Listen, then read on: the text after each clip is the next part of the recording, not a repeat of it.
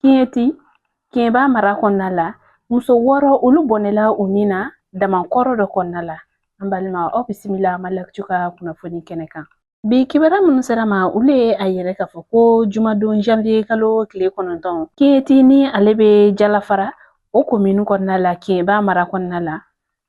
Muso 6 olu bɔnɛla u ni na damankɔrɔ dɔ kɔnɔna la ni a yɛrɛla k'a fɔ ko nin kɔni kun ye chinois ka damankɔrɔ dɔ ye. K'aw ladɔnna k'a fɔ ko chinois olu kɛlen ka nin dama in bila, mɔgɔsi dɔw olu fɛnɛ taara dama in kɔnɔna la ka taa dama in sen tuguni o bɛ kalo 2 ɲɔgɔnna bɔ. O bɛɛ lajɛlen de kɔfɛ dugumuso dɔw maa 6 ɲɔgɔnna olu le faralen filɛ nin ye ɲɔgɔn kan ni ka taga nin dama in kɔnɔna la. Olu kɔni ka baara tuma y'a sɔrɔ nin dama in a kolo fɛkɛyala kosɛbɛ.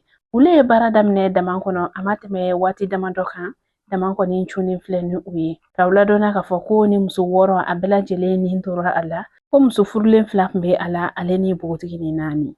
An bɛ waati min na i ko sisan Kietikaw olu bɛɛ lajɛlen kɔni dusuma kasalen don ka sababuya kɛ ninnu kɔni ka saya cogoya ye. Duguden dɔw olu ye a laɲini k'a fɔ ko n'a ma ɲɛ dama kɔni bɛ di cakɛda dɔw ma u ka baara kɛ a la ko ni u tilala la u k'u jija dingɛ lankolon minnu kɔni bɛ bila u ka se ka u datugu fa walasa duguladenw olu kana taa ka taa u ni kasara a damankolon ninnu kɔnɔna la tuguni. An balimaw ni kibaruya ne tun b'an bolo ka da kulo kan ani ce a ka kulomajɔ la aw k'an bɛɛ sanga wɛrɛ.